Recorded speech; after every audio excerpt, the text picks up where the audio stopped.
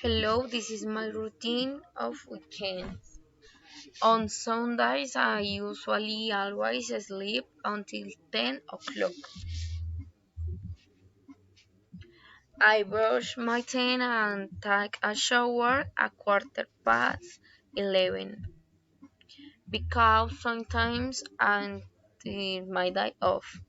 I go to for lunch with my family and always do my English exercise and activities at 3. I finally 10 and about past 4. And 6 I watch a movie.